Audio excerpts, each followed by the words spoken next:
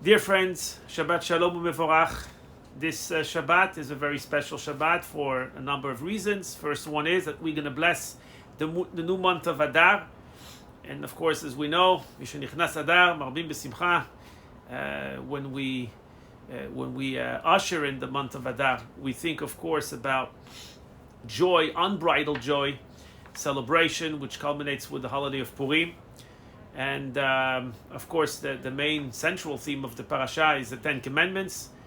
And as it says in the Megillah, "V'hayamim ha'ele nizkarim v'na'asim," that these days are remembered, they're reenacted, we live them again. So essentially, when we hear the Ten Commandments in the synagogue, we have to imagine, we have to, in fact, be aware of the fact that it's as if we are in fact standing right by Har Sinai and listening to the Ten Commandments straight from Hashem and Moshe Rabbeinu.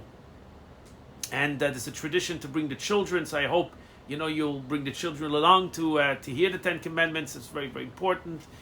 And I hope, of course, to see all of you. Let me concentrate this time on the concluding verses of the parasha, which deal with how to build the altar. And the Torah here tells you that the stone that you have to use here cannot be hewn stones. You cannot use any implement of iron to straighten them, to polish them. You must use them as they are. And another thing the Torah adds is that when you go up to the altar, you need to make sure that you don't use steps. Instead, what you have to do is you have to build a ramp, and you go up the ramp instead of going up the stairs. And why is this? The Torah tells you the reason why this is so important is because so that you should avoid a situation where asher lo tigale ervatcha alav, so that your nakedness should not be exposed on the stones.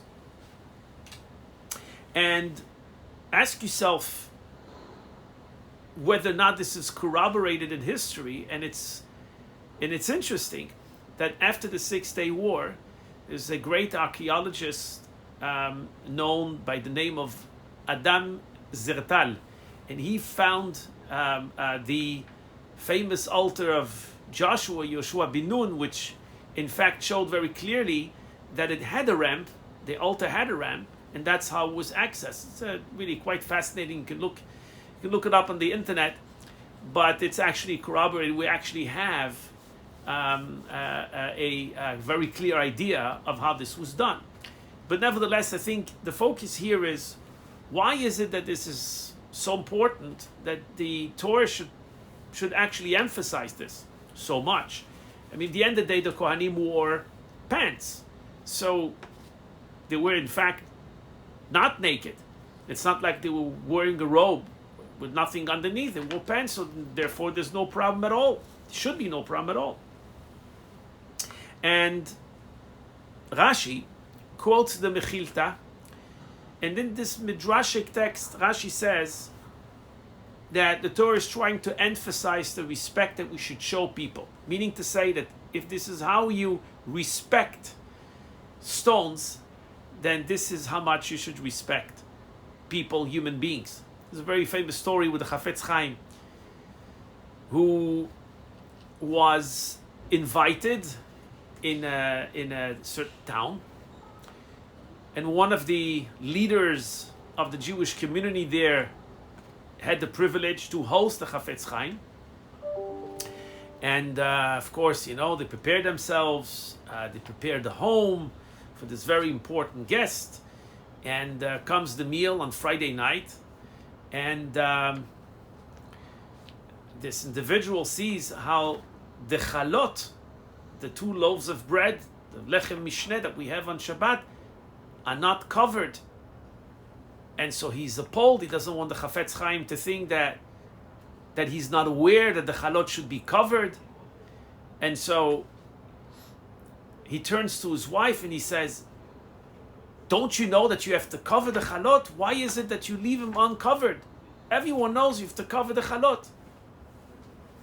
So the Chafetz Chaim looks at his host and he says, my dear friend, are you aware of the reason why we cover the chalot?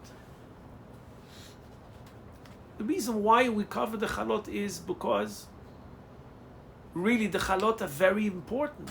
Those 2 loaves of bread, the lechem mishneh, is actually a very important item of the Shabbat experience. And in fact, you can make kiddush over the chalot. So in order not to shame, not to humiliate the chalot, we cover them as we say the kiddush over a cup of wine. And he says to his host, if the Torah cares so much for the chalot, that's the reason why we cover the chalot. Shouldn't you show the same respect to your wife who worked so hard, who was so tired from a long day of work? And so I think this story really drives the point very much of how we should behave with our fellow friend in our relationships as parents, as children, in the workplace. The late Lubavitcher Rebbe asks a question here. He says, you could have learned this lesson from another story in the Torah. For example, the story of Tamar. We all know the story of Tamar. She's accused of adultery after in fact having relations with her own father-in-law. Of course, she made sure to be anonymous, right? So Yehuda did not recognize her. But at the end of the day, when the moment came for her to be sentenced to death, she made the conscious decision not to expose Yehuda. She gave him the opportunity to admit on his own whatever he did. And Yehuda answers to that. He reacts to this in a way that is expected of the great man that he was when he said, Tzadka mimeni. She is right. In fact, she is expecting children from me. And so, this could have served as the perfect example of what you should do to avoid shaming other people. Why do we have to learn this from the bricks and the stones that you're going to use to build an altar? Well, the altar has to be built from stones, not bricks, but the point is there. So, before we send that WhatsApp message, and sometimes we don't even realize how we can write something to someone that is going to undermine him, and we can make excuses for it. We could very easily say, it's not a big deal. People say much worse things. You shouldn't take it to heart like this. And sometimes we'll say, I never knew that you would take it this way. I thought that you that you would not mind, and so on and so forth. And the Torah here teaches you that shaming is wrong. It doesn't make a difference how trivial the comment is, the words are. Or if the recipient doesn't mind, you just don't do it. Why is it that the Torah cares so much about refraining from shaming someone else, humiliating someone else? And that is because somewhere what happens when you shame another person is that you in fact kill him. There is something that goes very deep into a person when he's humiliated, and Tamar understood this. She knew that if she was going to expose Yehuda, she was going to kill him inside. And she said, better I should be killed than kill him. the Rambam tells us, Maimonides says, that more than money, a person cares about his respect. The person will never be found doing something wrong if he knows that he will be fully exposed. That is most people. Some people don't care. But most people care for their integrity, care for their reputation, for their good name. And even if there's a very small risk of being exposed, they won't do it. If they have an urge, a compulsion, an impulse to give in to a certain temptation, they'll think twice if they know that they might be exposed. And so that's really at the core of what's wrong with shaming another person. But again, the question is, why learn that from the stones of the altar? It's an important lesson, but why do you learn it from there?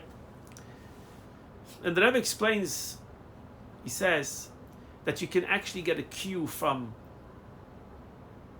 a tremendous insight that Rashi is trying to communicate to us in his commentary, where Rashi says, if we care for stones and the honor of the stones, how much more so should we care for our fellow friend who is made, who is fashioned, who is created in the image of his creator? How much more so should we care about his respect and his honor? Because when you undermine another human being, you're undermining the one who made him. You're undermining his sense of purpose, the mission for which he was created, his shlichut. And this is something which, of course, goes very, very deep down. It attacks the core of who the person is. Because in the places where you humiliate human beings, you will ultimately come to humiliate God himself. Who is our fellow friend? Who is the Tom, Dick, and Harry that we meet in the street? The Torah tells us that we should look at them as the first human being, as Adam, as Chava, because they are as important to Hashem as the first two human beings. And we have to show that respect and that honor. And so, yes, today, all it takes to prove that you're right, to prove your point, to bring someone down is just one little message. You put it on WhatsApp, on Facebook, on social media, and you can literally finish a person's life. And so, the message we learned from the stones is, think twice before you write whatever it is you're going to want to write, even if you feel you're 100% justified. It's a tough one. I think sometimes we write stuff and we post things without even knowing if it can be disparaging or they could undermine another person's integrity and reputation. Shaming is as old as the Torah itself. Shabbat shalom to all.